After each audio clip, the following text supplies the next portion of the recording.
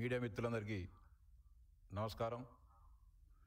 రాష్ట్రంలో ఎవరికి కూడా ఇసుక కొరత లేకోకుండా రాష్ట్ర ప్రభుత్వం పకడ్బందీ చర్యలు తీసుకున్నప్పటికీ రాష్ట్రంలో ఇసుక కొరత అధికంగా ఉంది, ప్రజలకు అధిక ధరకు అందుతా ఉందని చెప్పి వైఎస్ఆర్సీపీ నాయకులు అదేవిధంగా వారి అనుకూల మీడియాలో వ్యతిరేక వార్తలు రాయించడం జరుగుతోంది. ఈ సందర్భంగా వైఎస్ఆర్సీపీ నాయకులకు ఆయనకు ఒత్తాసు పలుకుతున్న మీడియా వారికి సవాల్ చేస్తా ఉన్నా. రాష్ట్రంలో ఉన్న అన్ని మండలాలకు పోదాం, అన్ని ప్రాంతాలకు పోదాం, అన్ని నదీ పరివాహక ప్రాంతాలు ఇసుక లభ్యత ఉండే అన్ని నదులు, వంకలు, వాగుల దగ్గరికి పోదాం. ఎక్కడైనా సరే ప్రభుత్వం నిర్దేశించిన ధరకు ఇసుక అమ్ముతున్నారా, లేకపోతే అత్యధిక ధరకు అమ్ముతున్నారా?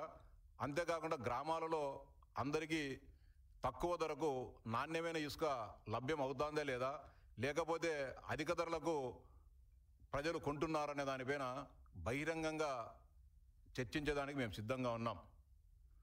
మీరు సమయం చెప్పినా సరే, మేము సమయం చెప్పినా సరే, మేము చెప్పేదానికి కూడా సిద్ధంగా ఉన్నాం. అలా కాకుండా ఇష్టానుసారంగా, అంటే మీ ప్రభుత్వ హయాంలో ఇసుక ద్వారా వేల కోట్ల రూపాయలు దోపిడీ చేసుకోవడం జరిగింది. ఈరోజు గతంలో ఒక లారీ ఇసుక కావాలంటే 40,000 నుంచి ₹1,00,000 మీరు అమ్ముకొని దాంట్లో కోట్లు ఆర్జించడం జరిగింది. గతంలో పెద్దలు కూడా సామెత ఊరికే చెప్పలేదు, ఇసుక నుంచి తైలము తీయవచ్చు అనేది. ఇసుక కూడా ఒక పెద్ద ఆదాయ వనరుగా మీరు పెట్టుకొని నెలకు ఆ పార్టీ ముఖ్య నేతకే నెలకు 120 కోట్ల రూపాయలు సంబంధిత కాంట్రాక్టరు ప్రతి నెల 5వ తేదీ లోపల చేర్చేవారనే విషయం నగ్న సత్యం. ఇది ఈ రాష్ట్ర ప్రజలందరికీ తెలుసు, మీకు తెలుసు, తీసుకున్న మీకు తెలుసు, మాకు కూడా తెలుసు. అలాంటి వారు ఈరోజు ఎక్కడ కూడా ముఖ్యమంత్రి గారు అత్యంత ప్రతి నెల ప్రతి క్షణం దాని మీద ఎప్పుడు కూడా రివ్యూ చేస్తూ ఎక్కడ కూడా ఇసుక అక్రమాలు జరగకోకుండా పకడ్బందీ చర్యలు తీసుకోవడం జరిగింది. కేవలం మీ కళ్ళకు మాత్రమే ఇసుక దొరకడం లేదని చెప్పి మాట్లాడుతున్నారు. ఈ రాష్ట్రంలో అనేక ప్రాంతాల్లో మీరు వెరిఫై చేయండి. ఎవరైనా సరే ఎక్కడ కూడా ఎవరు కూడా అధిక ధరకు ఇసుక అమ్మడం లేదు, అందరూ కూడా సులభంగా లభ్యమవుతోంది. ఎక్కడగానే అవసరం లేదు. పులివెందుల శాసనసభ్యుడు ప్రాతినిధ్యం వహించే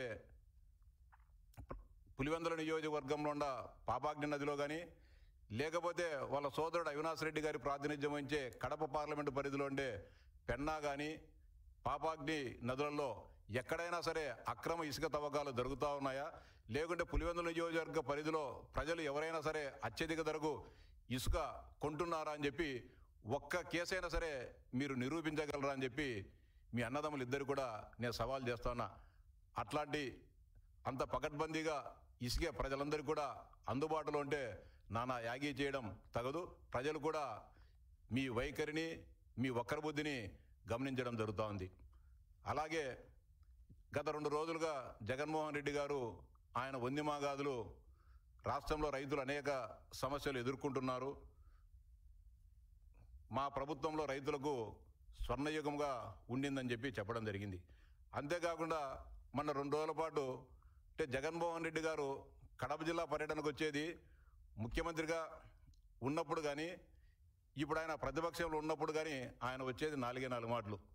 రాజశేఖర రెడ్డి గారి వర్ధంతికి, జయంతికి, క్రిస్మస్ పండుగ ఒకసారి, మధ్యలో ఏదన్నా సందర్భం ఉంటే రావడం జరుగుతుంది. అప్పుడు అదే సంప్రదాయమే, ఇప్పుడు అదే పద్ధతులను కొనసాగించడం జరుగుతుంది.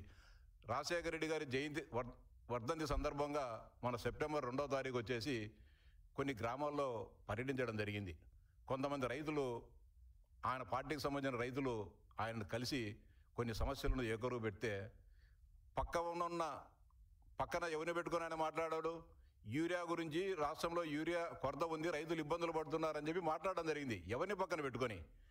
ఆయన మేనమామ కమలాపురం మాజీ శాసనసభ్యుడైన రవీంద్రారెడ్డి గారిని పక్కన పెట్టుకొని, రవీంద్రారెడ్డి గతంలో కడపలో ఎరువుల కర్మాగారాన్ని ఏర్పాటు చేసి ఎరువులలో నాణ్యమైన ఎరువులను వాటి ద్వారా సరఫరా చేయకుండా వాటిలో మట్టిని, ఇసుకను నింపి రైతులను మోసం చేసిన రవీంద్రనాథ్ రెడ్డి గారిని పక్కన పెట్టుకొని యూరియా కొరత గురించి, యూరియా బ్లాక్ మార్కెటింగ్ గురించి మాట్లాడుతున్నా అంటే అందరికి కూడా, చూసే వాళ్ళకు కూడా నవ్వుకుంటున్నారు. మీ మేనమామ 2004, 2014 మధ్య కాలంలో అక్రమ ఎరువుల అమ్మకాలు, అదేవిధంగా ఇసుక మట్టిని సంచుల్లో నింపి ఇవే ఎరువులు అని చెప్పి మోసగించిన వ్యక్తే కాదా అని చెప్పి జగన్మోహన్ రెడ్డి గారిని నేను సూటిగా ప్రశ్నిస్తా ఉన్నా.